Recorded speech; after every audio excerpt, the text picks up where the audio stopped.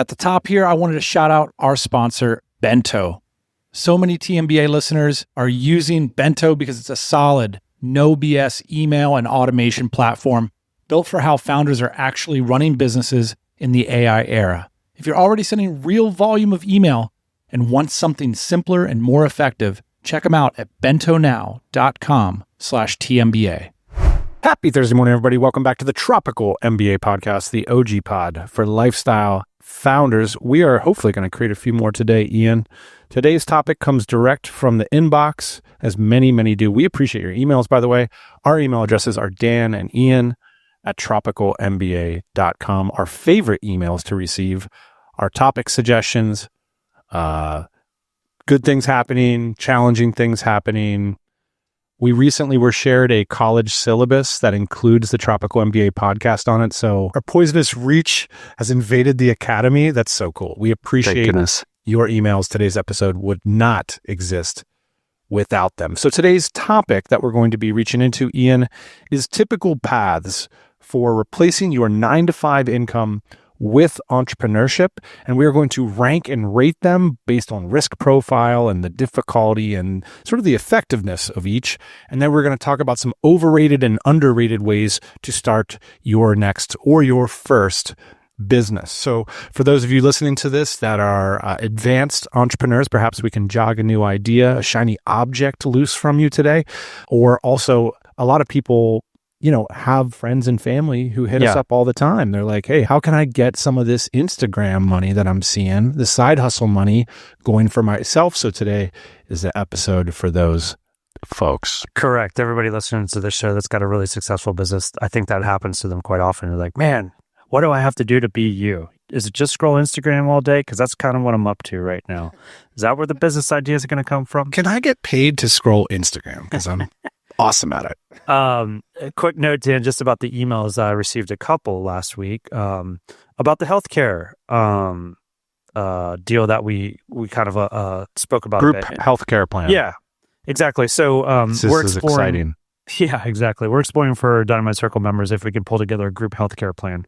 And so got some interesting emails from listeners just about like what their plans are now, the different ways that they're kind of pulling it together. Because I think, Dan, this is the biggest barrier to entrepreneurship. We're going to talk about all this stuff today, but like this has got to be one of the top 3 as why people don't get into this, because they can't essentially afford to do it without the healthcare. So it's like the level boss you need to defeat is the issue of health. You're right. It's crazy. It's the number one objection to quitting your job. What about my healthcare? Yeah, fair enough.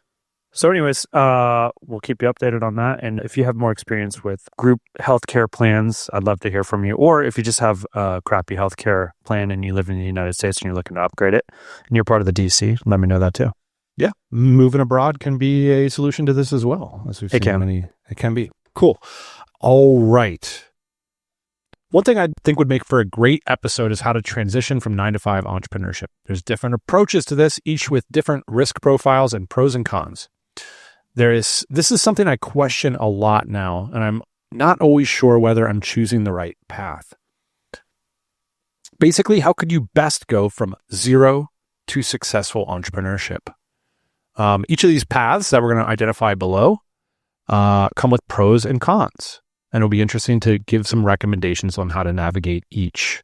It's not just about time commitment, enjoyment, or earnings. It's also about the lack of energy of working on your side hustle before and after an exhausting day job. Amen. Sacrificing social events or walking the tightrope in terms of mental health and nights and weekends to work on your business and having even more computer time instead of connecting with other humans. And then there's the trade-off of the stress levels of whether or not you're going to have a steady income or not. Honestly, I haven't really heard someone really break down these different options in great detail. I think it'd be relevant to many in your audience. I've tried path number 1 that we're going to talk about below, and I went bust. Now I'm grinding away at path number 2. Both feel completely different emotionally. There's no one size fits all. Agree with that. Thank you, listener email. Thank you to the listener for writing us. And I will just lay out the 4 paths that this listener identified briefly, and then we'll compare and contrast each. So the first is to hold your nose and jump. Basically, save up a bunch of money, 6 or 12 months, and then quit your job and start your business. The next option is the coast side hustle. So you have like a boring job, and then in the nights and evenings, you put your energy into that thing that's going to give you exit velocity and liftoff. The third is the intrapreneur. This is the option where you basically go get a job as an apprentice or a number two at a company, and you kind of change your career trajectory vis-a-vis a job. And the fourth is sort of like a hybrid version of that, where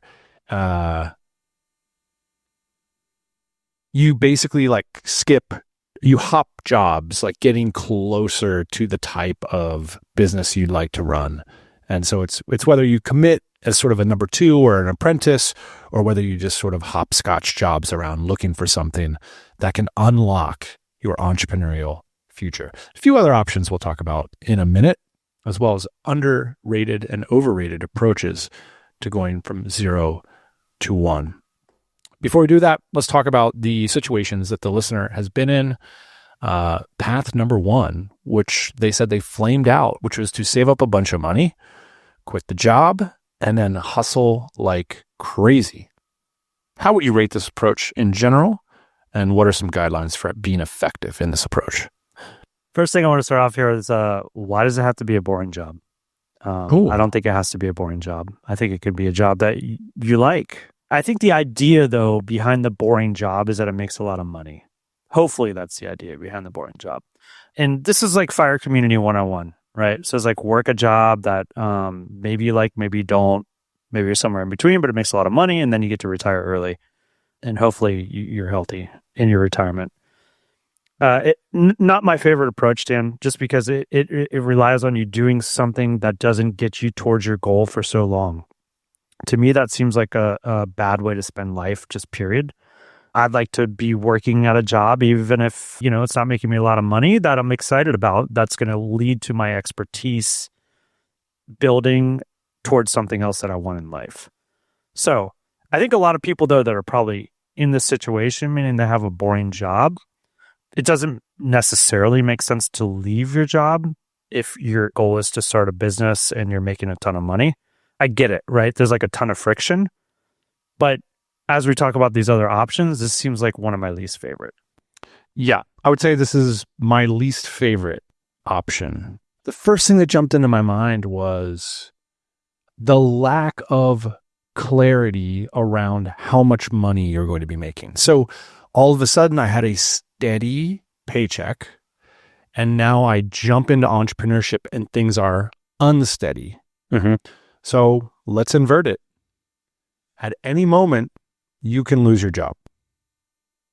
So there is one point of failure. When you start a company and you have customers and clients, you're probably not going to lose them all at once. So, which one is actually more steady? Because again, we're trying to reframe this from a mindset perspective, because here's what I think, the punchline to this episode. You are not an idea away from having a business. You are an entrepreneurial mindset away from having a business. And so we have to develop the mindset, because you're going to have a lot of ideas, and most of them are going to be bad. So yes, ideas are a part of this, but there is so much focus put on the idea and not on the habits and not on the mindset. So that's what we're going to talk a little bit about. This is also why it's difficult. Okay, so the thing that jumps out to me most, besides the unsteady nature of entrepreneurship, which, by the way, our incomes they've been lumpier than they would be if we had a job, but I do believe they are steadier than they were when we had a job, because you remember, especially me, I might get fired at any time if I have a job. So that represents a complete loss, total income loss.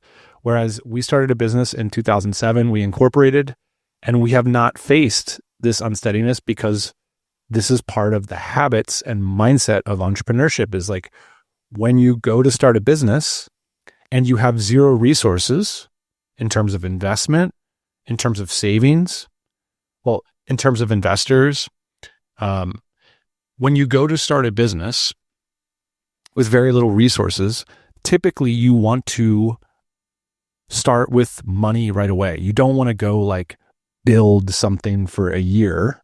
Yeah.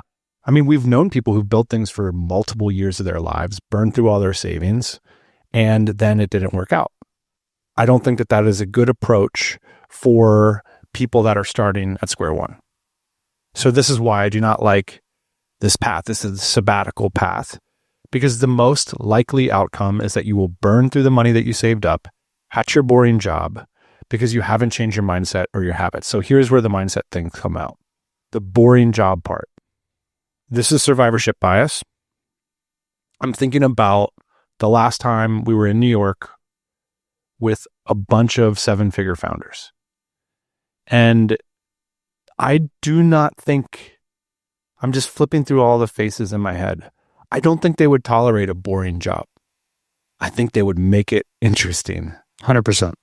So there is the mindset part, like if your time is your main resource when you're starting from zero, then why would you invest your time in a boring job for so long? Because there's a disconnect.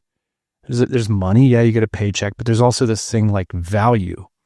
So for example, like most entrepreneurs are under monetizing their time for a long period of time because they're putting value into other things like knowledge, relationships, skill. So they're not trading away all of that time for money now.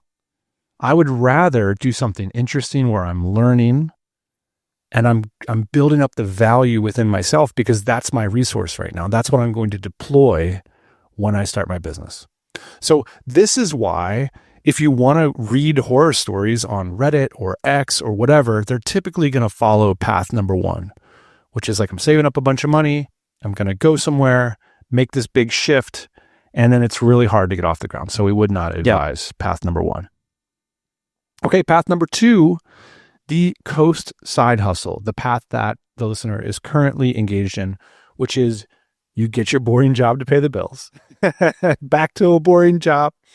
We're working 9 to 5, and we are spending our lunch breaks and our evenings and our weekends doing a side hustle. Yeah. This is getting a little bit more interesting for me. I don't know about for you, Dan. But a little bit more interesting. Again, get rid of the boring job. It's going to be a fun job that I like. Yep. That's going to help me be where I want to be. But I love this idea of making money while you're making other money. That's great. Now you got double monies. Double money. And then I also like the idea of you're de-risking the situation. So typically what'll happen is you'll figure out if you can replace your income before you have to replace your income, which is great. This is a hedge. This is like the safer way to do it. I like this way. It seems fun. It seems safe, but there's some downsides of this as well, which is like essentially now you have 2 jobs. And I think for a lot of people, especially non-entrepreneurial types, this is not acceptable. And the emailer kind of commented on this, which is like, you know, your mental health and seeing friends and family and stuff like this.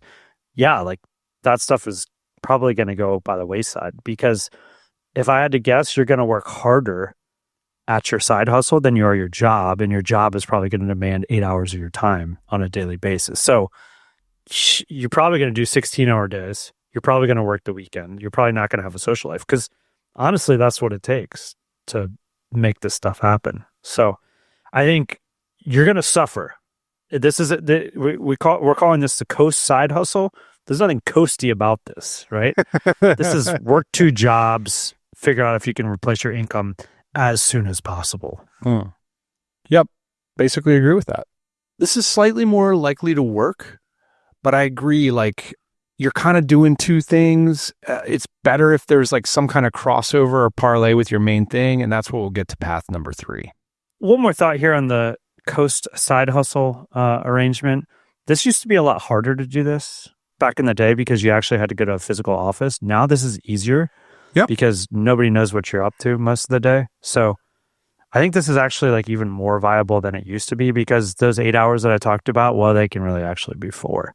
Right. For your current job. Makes sense. Yep. Agree with that totally. All right. Number 3. the grazing rabid entrepreneur or the apprenticeship path. So this says get entry-level apprentice job. Again, I want to point to that. Why entry-level? Why can't you be the number 2? Why can't you run the business?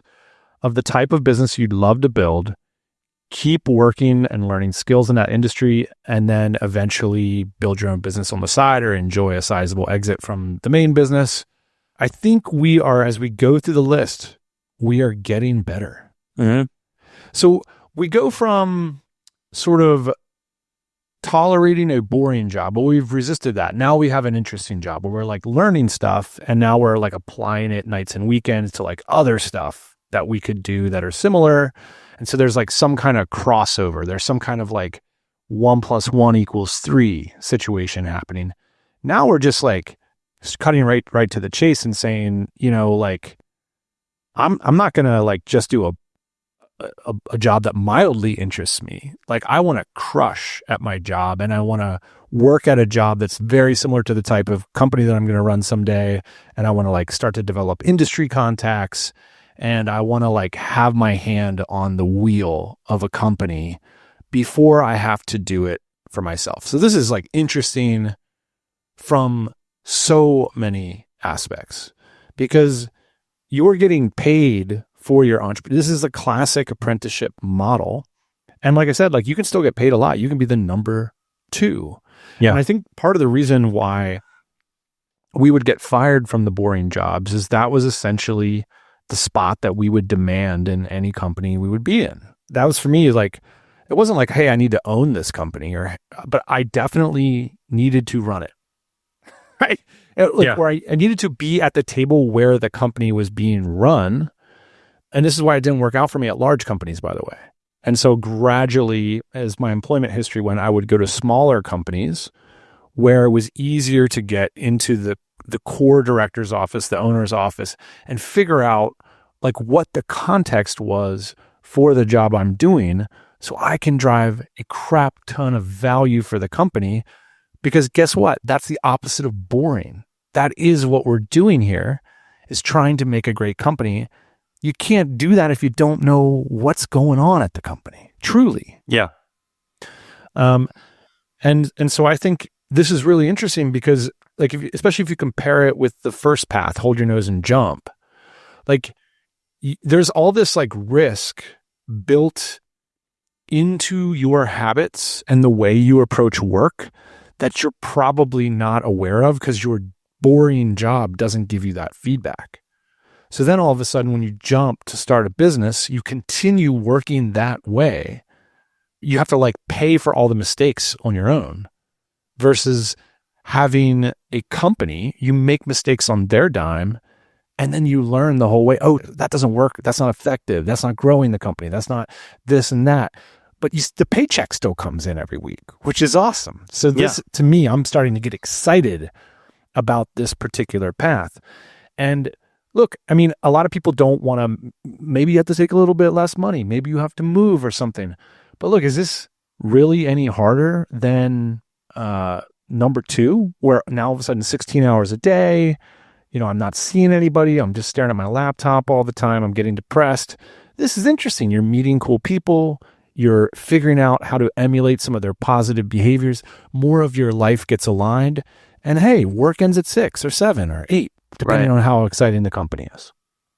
I think a factor that's going to come in with 3 and 4, so this one and the next one, is ego, especially if you're like a little bit older, right? I think when you're younger, ego, money, whatever, you don't have any of it, hopefully. Maybe, I don't know. Whatever you have, it's great. But when you get a little older, you get to be a little bit set in your ways. People start to see you as a certain person. You know, you have expectations laid on you. Well, I'm here to tell you, I have a friend that had an internet company for like over 20 years, very successful. He basically burned out. He decided it wasn't for him.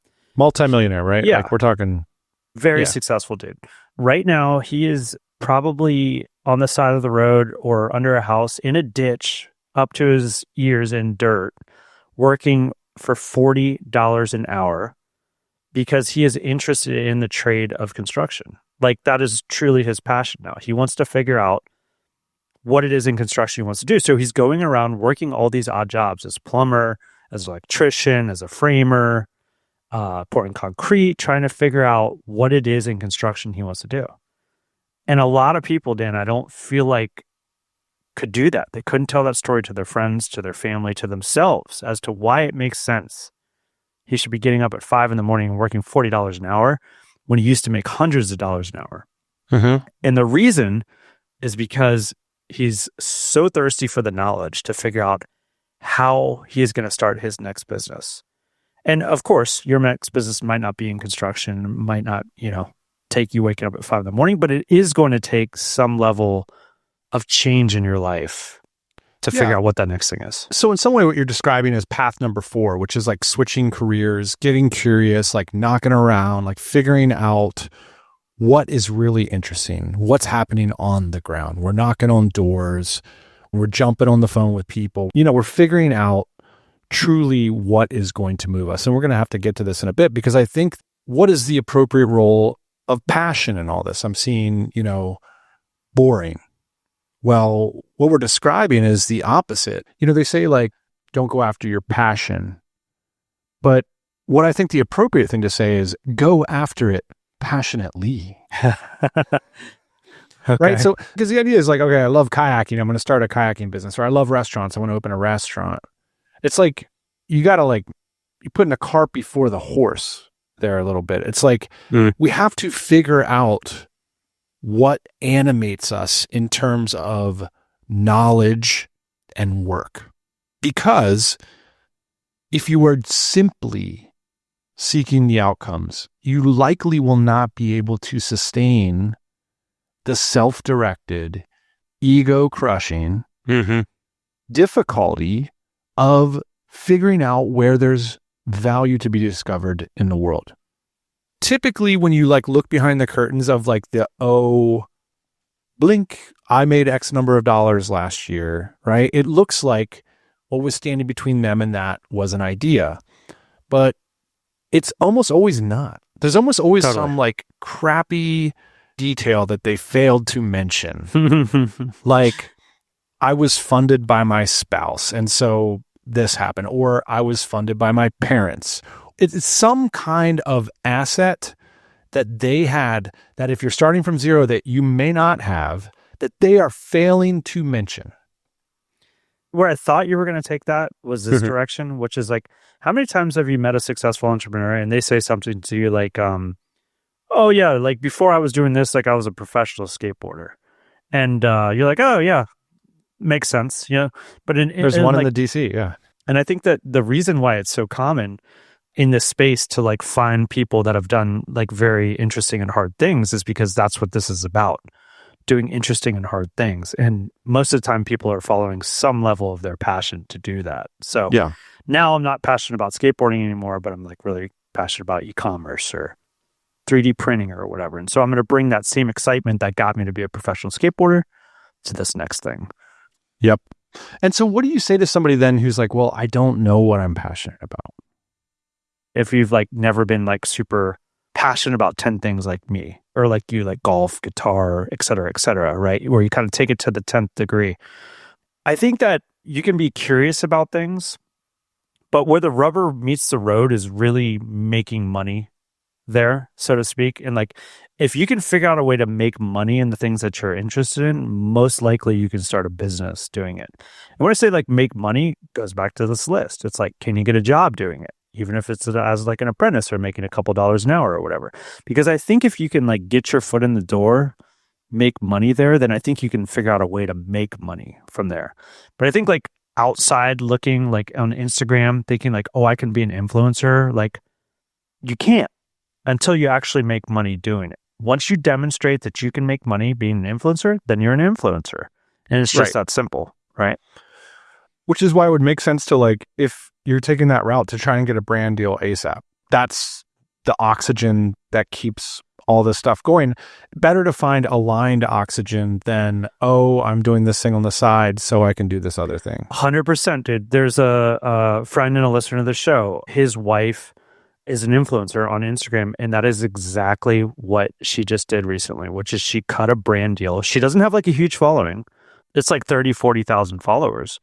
But brand deals started to come across her desk, and she figured, like, this is it. Like, this is a way for me to demonstrate to myself and to this industry that I know what I'm doing and I can work this, and now I can like start to become something here. Okay, so what you're doing is you're describing a habit and a mindset of entrepreneurship. And so this is why the quit my job path, I've got an idea, I'm going to burn through savings to build my idea, sort of like it's a more advanced thing to do. Like, because you're putting off the funding part until later. So I recall, like, when we started our business, the reason that like our income has never been like, we're not sure it's going to happen, is because it was mapped out. Like, we knew where the income was going to come from. Like, of course, something could have gone wrong, just like you can lose a job, but we essentially had the plan and we had the leads and the sales. And in the first year of running our business, we couldn't afford to pay me because we had the plan. It was like, there's no money for Dan. What's Dan going to do? He's got no money. So then I was like, okay, what I'm going to do is sell our marketing strategy for our business to another company so I can pay the rent. And also leave the country so my bills are lower. Yeah. So you just figure out a plan to get to fund whatever it is you're excited to go out and do. And so that's just a habit versus I'm saving up this money. This advice just doesn't go over as well as the Instagram thing. I think that's what people really want, is like they want the idea that's great. They don't want the habits and the mindset and the process. So I think about this when I read Noah Kagan's book, $1 Million Weekend. It's a really good book. It's really good. And basically, you can see how hard it is for people to take his advice, because he's basically saying, like, charge for it on day one. Like, come up with an idea. Yeah. Do this type of like outreach to certain people, put like a price on it, get like a value narrative around what you're going to do, and then like go out and sell it. So in our case, it was like, well, we can't fund our business. What do we have around here that's valuable? What do we know? Well, we have this like marketing strategy that is working. Like, that's why we're able to pay Ian. And it's early days, but it's like really working. And there's got to be some other companies who could want this. And so if that's true, well, are we just blowing smoke up our ass if this is actually valuable? Well, we can go figure it out. We can go put a price on it and see if other people agree with that value. And if they don't, then these are the habits. You know, you could do the same thing with a skateboarding career, or if you wanted to start a band, like you said, or if you wanted to be a golf influencer, like, okay, I'm going to sit down with 15 brands and I'm going to say, like, here's the story. Here's what I'm planning on doing. Here's what I need to fund it, you know? And then they'll say, guess what? That's like not valuable because you don't have 10,000 followers yet. And the next person is going to say, that's not valuable yet because you suck at golf. And then the next person is going to, you know, and you figure out what's valuable. Right. But they could say, but come work for us and do that for our brand, because we do have 10,000 followers. That cut your teeth sick. There. Right. Because then it wouldn't be boring anymore. Right. Exactly. That's exactly it. That's exactly it. I think that the reason I love path number 3 so much, the rabid entrepreneur, it's like, yes, there are like politics that come into some of these companies, and how you navigate political situations is a valuable skill. But like, if you can't make it valuable while you're like funded and there's like an established brand and they have all this brand story, versus like when you're at zero by yourself, it's just you in a crappy golf outfit on a municipal golf course, then do you actually have the skill set and the ability to do what you say you're going to do? Because at the end of the day, there is a level of, you know, effectiveness that plays into this. Like, can you do the things? Can you affect the change in organizations that you want to do on your own? I think what happens is like, okay, you have a boring job, can't figure out how to move the needle there. So I'm just going to like stack that cash and I'm going to jump off and quit. And then I'm going to like do all the bored, ineffective stuff, but like slightly better because it's my own thing. And somehow that's going to work out now. So this is why I love number 3, 10 out of 10, because you're getting paid to get an MBA essentially, because, hey, this isn't the operational framework that I learned in school. It's like, no, but this is the operational framework that this company actually runs on and actually makes money. So that's worth learning and understanding how it works. And guess what? You're getting paid to do it. That's right. That's incredible. We've called it in the past playing with house money. You're playing with house money. I'm on our sponsor's website right now. You got to check it out. It's absolutely beautiful. bentonow.com/TMBA. It's email marketing built for and by bootstrap founders.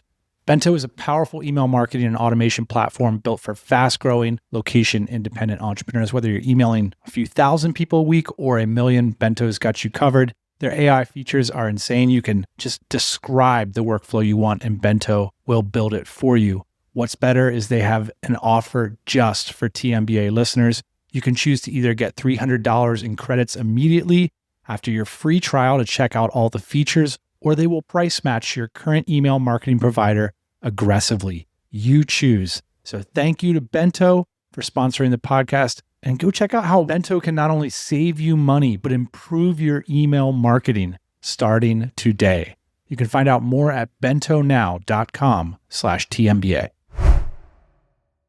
Okay, let's do some quick fire stuff here, Ian. Just a couple of quick hitter concepts while people are thinking about, business ideas and going 0 to 1, Ian. One of the common things that comes up is just bad founder market fit. It doesn't always have to be the case that you need to sell to people like you or, that are your demographic or whatever. But I do think you could just be in a bad situation.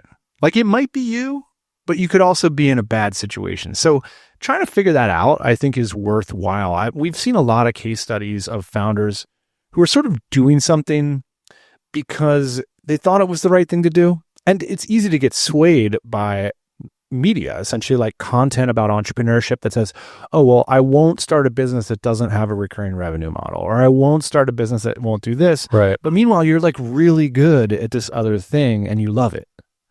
And so it's often better to find something where you're a really good fit, where you're passionate about the day-to-day, the types of things that you get to learn about in a business. Are you endlessly curious about your product and your customers? Because you really genuinely can't fake expertise. 100%. You have to earn it. Yeah, when you say passionate too, Dan, I'm very passionate about chips and salsa. It's one of my all-time favorite things. I am in no position to go out and start a chips and salsa business, but one might think I might, given how many I consume, right? But that would be a terrible thing to do. Yeah. So be careful about pursuing passion markets. So this brings me to another one. Audience as a cornered resource. So one way to start a business, especially in 2026, is to build an audience. A cornered resource is something that you can build, that you own yourself, that you can launch a business off of. And an audience of hungry customers is certainly a corner resource worthy of starting a business. So just a little case study. I'll anonymize a friend of ours, incredibly talented person. They started a YouTube channel. It was on a business topic, and they had the expertise and everything. And look, there's a lot of people out there doing business stuff on the internet, and why wouldn't that work? Well, executed, as far as I can tell, really, really well against this idea, and was not able to, over the course of a long time, was not really able to get momentum on that idea.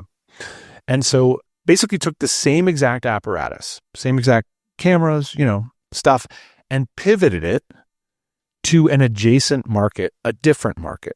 But this market was hungry. They went from a couple hundred views on their videos to 5, 6, and even 7 figures on their videos in terms of views, simply by taking the same approach and passion and interest, but repositioning it towards an audience that is hungry for the information. And that could be vis-a-vis the algorithm. It could be a genuine psychological hunger. It could be in the first market, people are just petered out. You don't have an angle that resonates. You're not differentiated enough. Yep. But hey, over here, the same sort of thing flies off the shelves. I think what's important too is they're extremely passionate about both topics. Yeah. And you're like, I barely have one. Yeah. The reason this person was able to pivot into the second thing is because they're just as passionate about it. And I think it's just because, lifelong learner, always interested in things, et cetera, et cetera. So I mean, I think it's safe to say, though, anybody listening to this podcast, because they're passionate about knowledge and information. So problem solved there. It's just a question of like, there's a lot of tricky things that happen when you're building an audience. So just to understand that the same kind of approach positioned one way might be a complete hit. Imagine this podcast, like if we lived in Shenzhen or whatever, and we did similar episodes, but all of a sudden it was like how Westerners can make a full-time income living in China. Like it would be like a must listen podcast, you know, like there's certain tweaks you can consider about how to grow a hungry audience.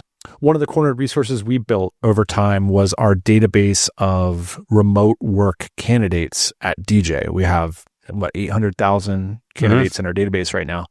What we found is like, while it was pretty relatively easy to build that audience, the way we did it is the cornered resource on the other side was the fact that we had high quality bootstrap jobs. So the candidates were like flocking to get access to our cornered resources, which was the listeners of this podcast job. So that was our cornered resource. So we decided, hey, we're going to make a business out of this, and it's turned into a great business. Or it's turned into like a really amazing business for us. Beach house business. Yeah. It's our beach house business. The interesting thing about it was, although we were growing the audience, like it turned out that like it wasn't a buying audience. You know, they would buy stuff, but they weren't good customers. Right. You know, so I think that's the other interesting thing about thinking about audience first, is just really truly understanding that audiences doesn't always have a full overlap with customers. And you'll often be surprised when you look at influencers. Certain times you'll see influencers with small amounts of followers who are making a lot of money.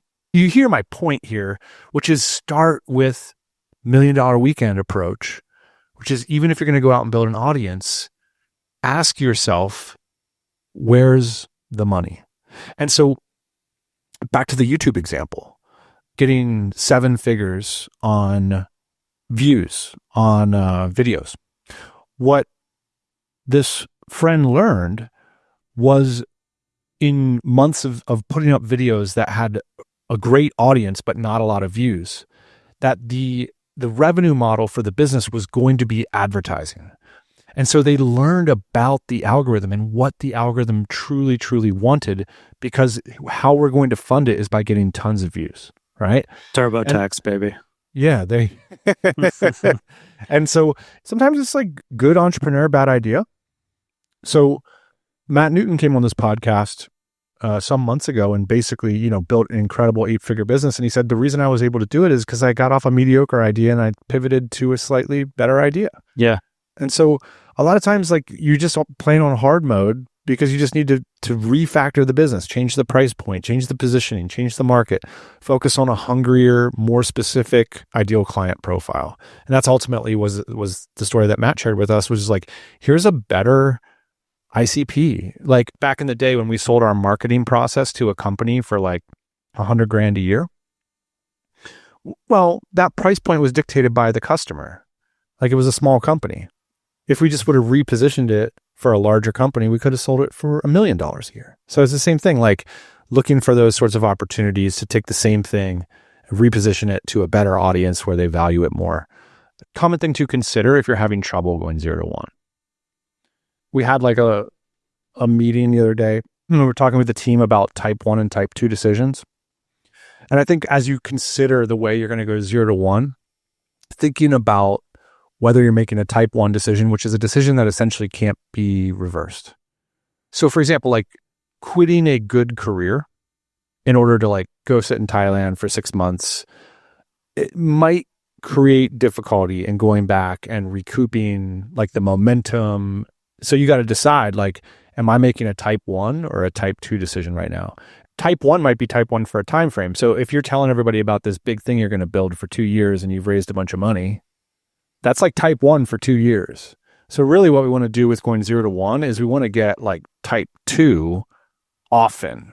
And we want to start shipping stuff, repositioning stuff, changing price points, cutting deals, getting money right away to feel it in our hands, to get a sense for how we can manipulate it and make it more. And we've talked about this in the past, but like, again, this concept of like getting rid of boring, finding things that motivate us, that we're learning, skilling up. It's not clear to me that this stuff needs to be riskier than having one income.